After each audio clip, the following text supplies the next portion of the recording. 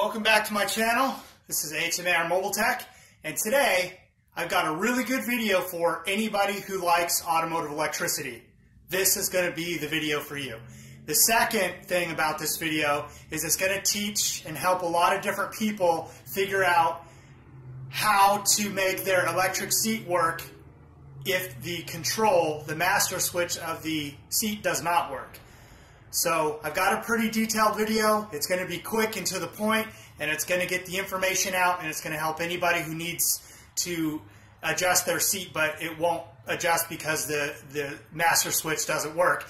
And so the vehicle I'm working on is a 2014 Chevy Malibu with a 2.5 liter, and I'll show you right here. If you look there, you can see that the seat is all the way back.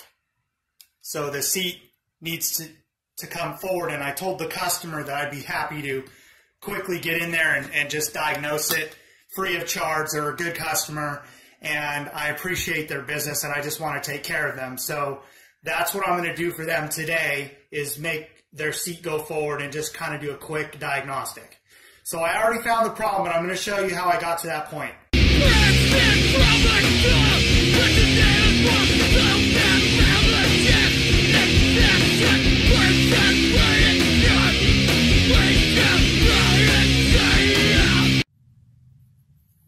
There was a big plastic piece that I took off over here, sitting up over there, to get this switch out of the way. And how I got the switch out was I just gently took a flathead screwdriver and twisted it, and these popped off. So just be very, very gentle and not try to do any damage while you're trying to fix your car. And that's a little tip that'll help you not break these little adjustment pieces here. And I believe the way this sits in the car is like this. And this here, when you rotate it backwards, is supposed to make the seat recline back. And then when you push that way, it makes the seat go forward. So this master switch partially works. So I'm able to get the seat to slide forward and backwards a little bit. So it kind of works a little bit. It's a bit wonky. And then the back part that I'm worried about, that the customer can't even, I don't even know how they were driving their car like this. But I guess you got to do what you got to do when you have your car, it doesn't work, and you know, just have to find a way. Maybe she was stuffing pillows behind it or something. But as you can see here, it'll go down, but it won't go back up. Okay? And so I've already popped the switch open to see if I can clean it or see if there's any burn marks or any issues in here, and I can't see any problems with it. So this master switch is bad. Okay? So what if you're in a situation that you can't get another master switch, but your, effing seat won't go forward or backwards or won't move or anything like that? Well, here's how you can figure it out on your own. So get the switch unplugged, and then you have here your exposed wiring. Now, please be very, very careful. I don't have a wiring diagram to show you, but as you can see here, all these wires here, and I've already verified that all these wires here go to a seat motor. So this has 4 seat motors because it's doing all sorts of things like this. The tip of the seat moves up and down, the seat kind of goes back and forward, and the seat slides front and back, and the back part of the seat tilts back. So this has 4 motors in it. I want to share my experience with you and show you how to go ahead and do this so that you can be a pro or be an awesome DIY guy and figure out how to fix your own car yourself. Now, there's 2 ways we could do this. We can use a power probe, and this is my Power Probe 3. So we could use the Power Probe 3, and this has positive and negative, okay? And how this works is, if you have this tool, this is the best tool to use to do this job, okay? Now, I've written down my wire diagram here because I just kind of figured it out with a little bit of trial and error. And I'm doing this video, honestly, I'm lazy and I didn't want to go pull up a wiring diagram. So for the DIY person or somebody who just at a shop just wants to just nail this right out of the park and just get this done right away, this will help you. Okay, I like wiring diagrams, but I'm not an expert with them. And so you don't really have to be. You just have to use a lot of common sense when you work on cars. You don't want to fry a module. You don't want to set off the seat airbags. So you want to be very careful that you know that your harness connector goes to all of those motors. Okay, so I've already identified that this does not go back to a control module, body control module, or any kind of a seat module or anything like that, because there isn't one in this. A wiring diagram would be helpful for that, to know that. But in this case, I've already followed the wires back to all the motors, so I know that what I'm working with here, I'm not going to fry anything. So please be careful. If you don't know what you're doing, do not do this. Please don't do this. Okay? So I'll give you an example here. This is how you find your motor that you're trying to work on. If you don't know, what you do is you'll put a pin, and first things first is identify where your power is. Okay?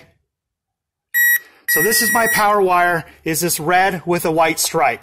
Okay? And then everything else is either nothing there because these are going to the motors, or I think one of these is a ground. I'm not really sure.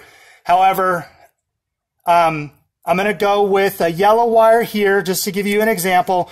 When the nice thing about this power probe is that this alligator end, this is your ground. So as long as you got it connected correctly to the battery of the car, you got it right. So I'm going to provide a ground, and then I know my other wire that is a part of this seat circuit here is a gray wire. So I'll put my pin in my yellow wire, which is I've given it a steady ground, and then the gray wire. Now you can see here the ground that I've put here is going through the motor and coming back to the other side. So I know that this is my motor for the seat. Now this was just with a little bit of a trial and error. It really only took me about 10 minutes to figure it out without a wiring diagram. For some more clarification, if you provide a ground to the gray wire, and this is to move the seat frontwards and backwards, and then you use your power probe, and you're going to give the yellow wire positive power. So we know that we've got the motor. This is the motor circuit here because I'm detecting my ground here. So the ground that I'm providing is going through the motor and coming back here to the other side. So I'll give it positive power, and it's going to move forward. And then I'll put the ground on the yellow wire, and I'll provide positive power on the gray wire, and the seat's going to come back. You can get the same result using a 12-volt battery. So how you determine your polarity and for finding the ground motor is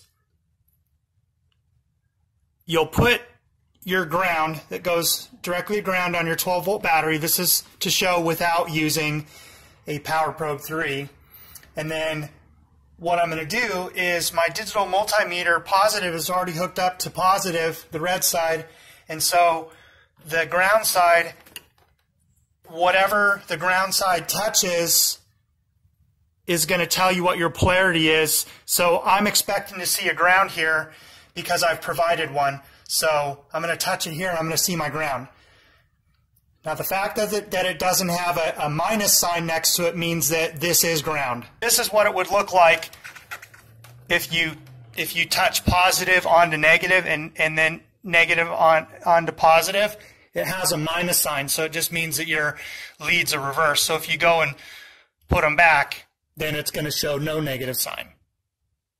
Okay, so what this tells us is that I found one of my grounds for the motor, and then I'll know when I put this T-pin in the other one, I'm going to have a ground too, which is going to tell me that this is the other side of my circuit of my motor. So this is for the seat to slide forward, the yellow wire and the gray wire. So these are the two wires that I have probed now. So without a power probe, you can determine your polarity. The back seat motor is the blue with the yellow stripe. Blue with the yellow stripe. And I don't know what polarity I need to be on, so I'll just do a trial and error here. And then green with the yellow stripe, which is right next to it, okay? So it's not always going to be the case, but for this car, this is where everything's going to be.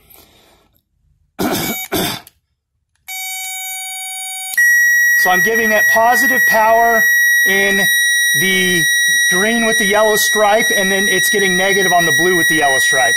So I'm putting the seat all the way up, and then when the customer gets here, I can have her, you know, she can sit in the seat and I can make the adjustments while she's here. All right, viewers, so I hope this video made sense, and I hope you were able to learn something. And I tried my best to show as many examples as I could and to make it as clear as I could on how to check to find the motor and how to reverse the polarity and how to use a power probe and digital multimeter and use a battery directly to it. I appreciate you watching. I'll see you next time.